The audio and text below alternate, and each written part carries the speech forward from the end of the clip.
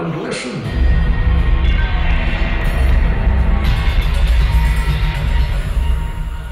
Ladies and gentlemen, the press conference is about to start in a few minutes. Please take your seats.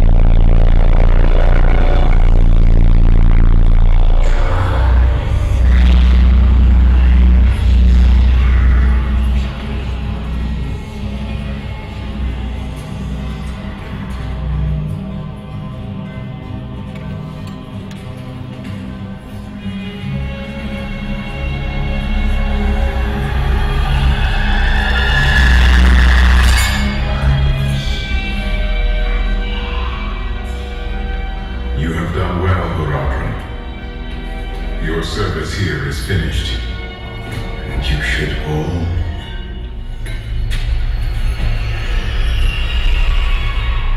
run.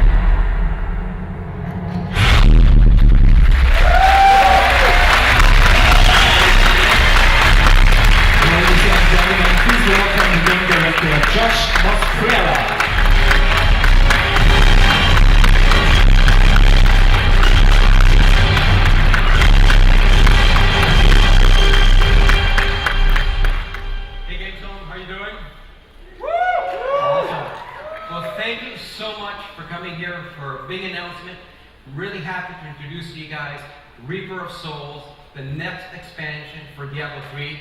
I'm Josh Oscara, the game director, and really excited to be here today as I lift the veil and show you guys what's in store for you guys in Reaper of Souls. Our goal when we started the project was simple, was to capture that fantasy that is at the heart of Diablo and really deliver it. And for us it means three things. The first one is epic heroes. Whether you're the barbarian, or the demon hunter, or the witch doctor, the players take on these bigger-than-life roles. You are one of the few Nephilim who must fight against the forces of darkness. And for this expansion, we're introducing a brand new villain to the world of Diablo. We're introducing Malthael, the fallen angel of wisdom, and his legion of death angels. But for us, it's not just about epic heroes or evil villains. At the end of the day, it's about the promise of epic loot. So we've done a lot of work from the ground up to really re-envision what loot means in Diablo, and I'm really excited to show you guys what we have in store for you. But what is Reaper of Souls? Well, it's a feature-rich expansion. And the star of the hour is the Crusader, our new class. He is the righteous warrior of wrath. He is your knight, not in shining, but in battle-scarred armor. And he brings our total of playable classes to 6. We are also increasing the level cap to 70, which means that all the classes are getting new toys to play with in the shape of skills, passives, and runes. We are also continuing the story of Diablo 3 with a brand new from the face of Sanctuary, and it's up to the player to try to stop death.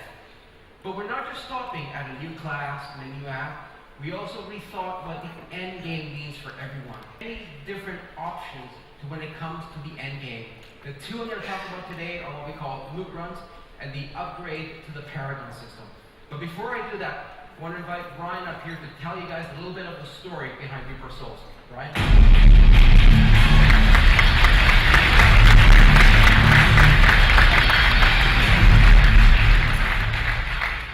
Hi, I'm Brian Kinnergan, lead writer of Diablo 3, Reaper of Souls. So at the end of Diablo 3, the hero had defeated the primeval, Diablo, and trapped him in the Black Soul Stone. And Tyrael stepped forward to proclaim this new age of angel and man working together, an age of peace. And it seemed like nothing could go wrong. It was just this one little problem of the Black Soul Stone. With Diablo's essence trapped in it, it is what happened if it was, and so he decided to hide it away deep under Sanctuary. And that was the smart angel that all of the other angels would come to for wisdom and guidance. And then one day, he simply disappeared. Nobody knew where he went or if he would return, and now they are death angels called Reapers. And Malthael has a very simple motivation that's still going strong in his eyes, and that's humanity. Because humans are born of angel and demon, and in his eyes, humans are demonic, and they've got to be destroyed. And it's the most powerful city on Sanctuary. And so that's where the reaping will begin. And because Malthael, and then resurrecting their corpses and turning them into death constructs, which add to Malthael's army. And so he's able to turn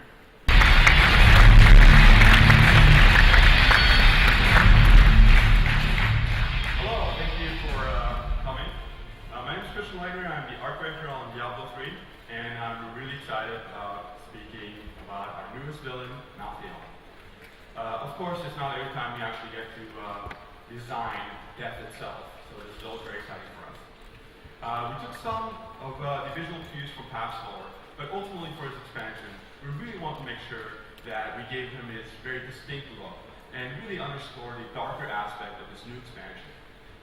Now, some of the key elements we really wanted to focus in on as we were working on him was mainly, and first and foremost, his gaunt, dark, foreboding presence that really implies and belies his incredible, immense power.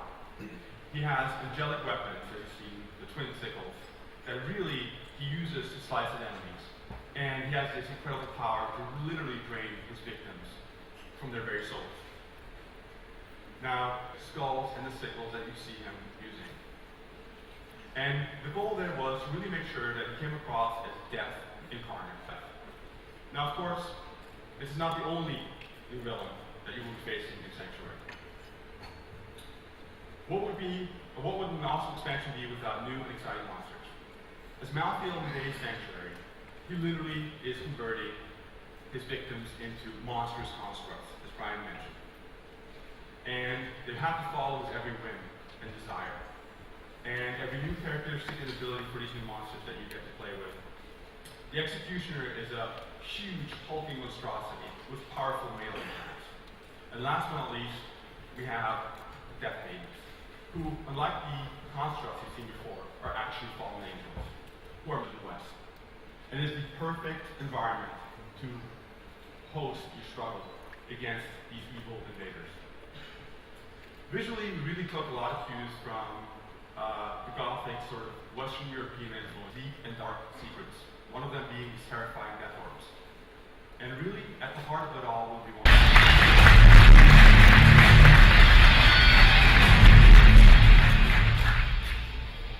So, the Crusader. When we go to make a new class for something in Diablo, we ask ourselves a few questions. What is the core strong fantasy? How do you as a player feel awesome playing a class? What is the connection to the world of Sanctuary? Why does this person take on the forces of darkness?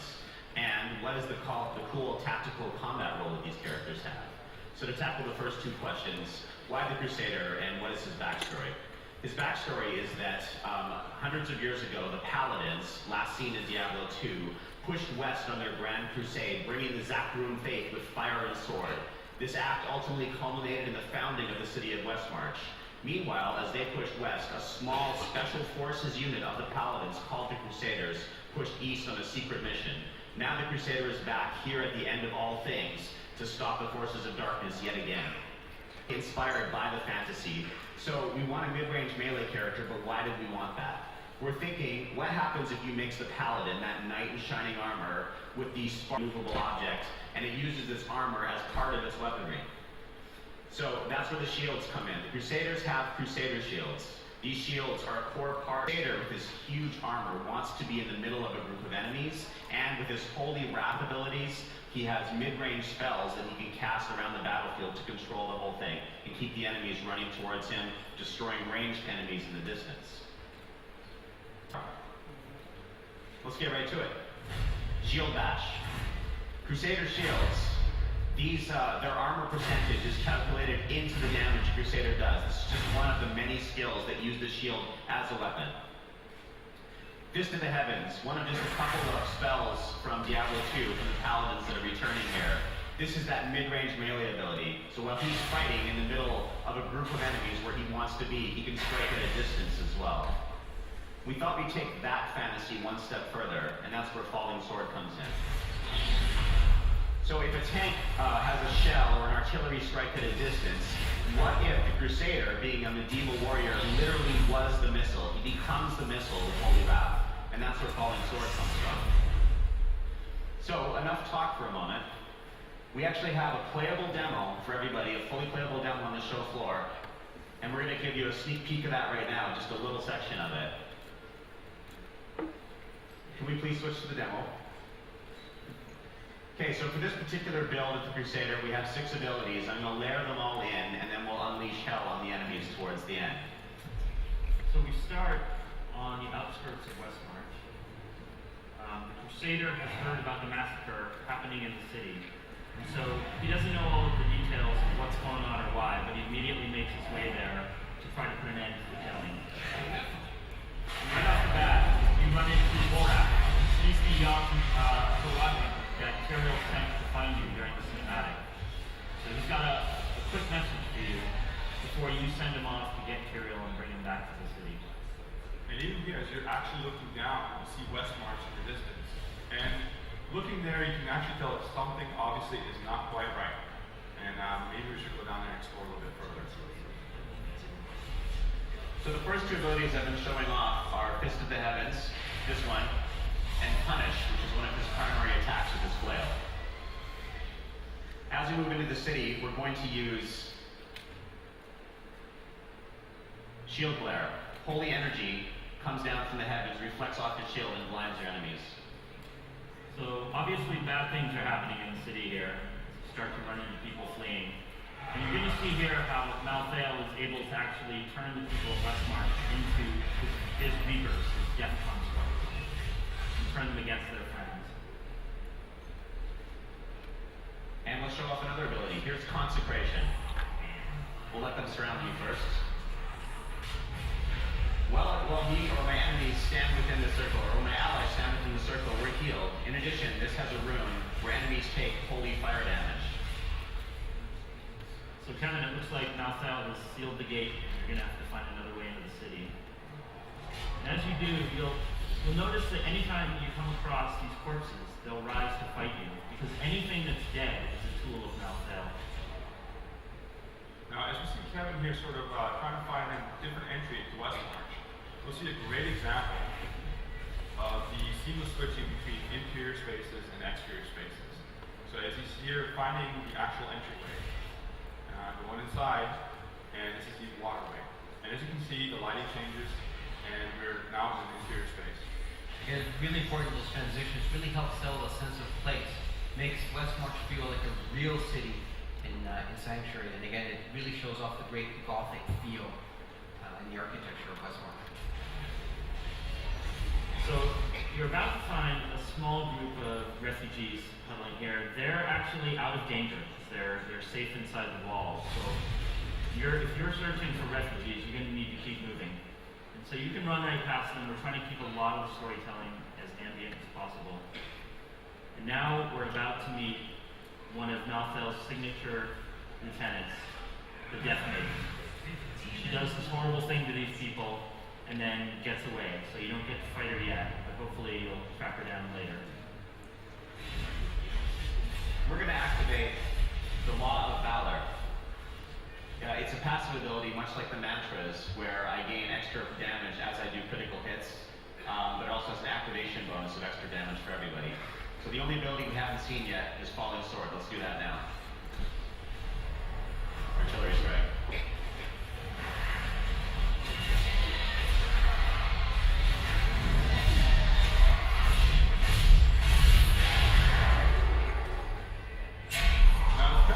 Way up here, you can see that there's a wide variety of environments in Westmarch. We're trying to really sort of make it interesting for players for moving from tight spaces where you have to use different strategies and tactics to wide open spaces where you actually fight your way through Westmarch.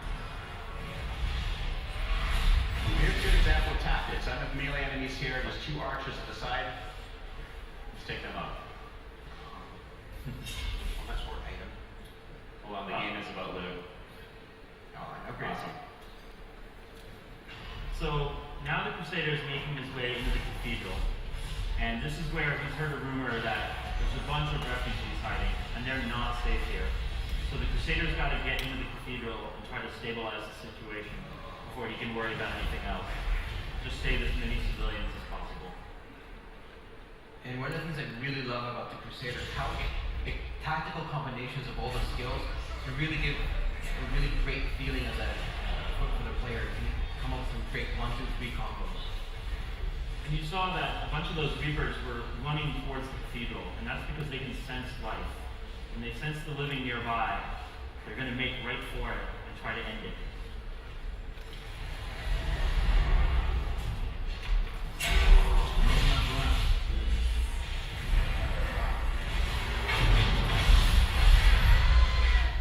So now Tyrael shows up. Lorax ran and got him. He's here. He's injured, but he's ready to team up with you. And now that you two have joined forces, you're going to be able to go into that cathedral and find out what's going on, because it might not be pretty. Well, that looks friendly. Looks great. Yeah, no trouble ahead. So some bad stuff happened here. But at last, you get to confront that Death Maiden. So now it's a chance to fight her. And it looks like she was creating some kind of a spell with that black orb. And you don't know what that is yet, but you may find out at another time. So let's talk a little bit more about tactics. The Death Maiden teleports around a lot, so I have sort of 3 different ways of stopping her. I can strike at a distance, I can blind her, and I can use Falling Sword for that distance strike when she runs away.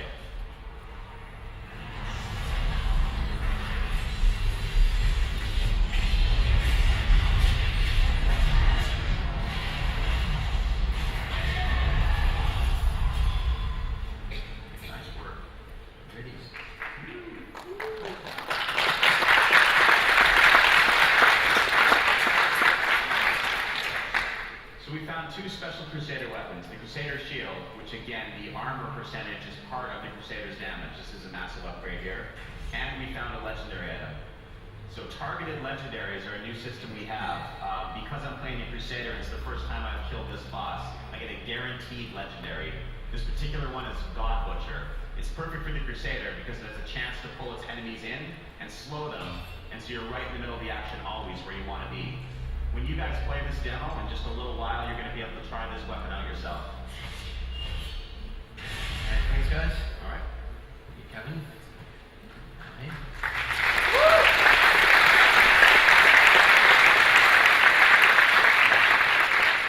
Alright, now you've got a good sense of what the story is, who the Crusader is, and you saw a little bit of the demo. We're going to get into some of the details, because for us it's really important that we really revamp and really sort of change our philosophy when it comes to loot. As you saw in the demo, Kevin was finding a few upgrades while playing, and especially that targeted legendary really speaks to the changes we're making with what we're calling internally as Loot 2.0. Our basic philosophy is that we want to make sure that playing the game is the most fun, the most rewarding way to get items. The way we're guaranteeing that is by focusing on making sure that we're dropping less, but better, and more epic loot overall. Really want to make sure that we're not constantly filling up your bag with items you don't care about, that we do find an item you care about, that it actually has a meaningful change to your character. We want to make sure that our legendaries are as build-changing as we can make them. So I'm going to talk about some of the systems that are going to allow us to really deliver on the promise of Loot 2.0. And the first one is smart drops. So what are smart drops? Every time an item drops, there's a chance that we're going to tweak its stats, its affixes, so they're tailor-made for the class that you're currently playing. So if you're going to take a normal playthrough of Act 3 with a Paragon level 40 character, this is the quantity of loot that is currently dropping in Diablo 3. So that player found 256 common items, 399 blue items, 275 yellow items, and 1 legendary. So there is hope that one of these items was good for you. So now let's fast forward and let's take that exact same playthrough of Act 3, but bring it into Reaper of Souls and show you some of our early results from our experiments with Loot 2.0. First thing, 73 wipes. Drastic reduction from what you saw in Diablo 3, but more importantly, we're making these useful because we're introducing a new crafting reagent around common items. So there'll be a reason for you to pick them up.